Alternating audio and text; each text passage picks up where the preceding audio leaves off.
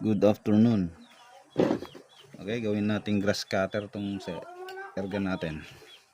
Sagabal to sa sagabal to sa trajectory natin. Sa range, down range. Putulin natin. Firing.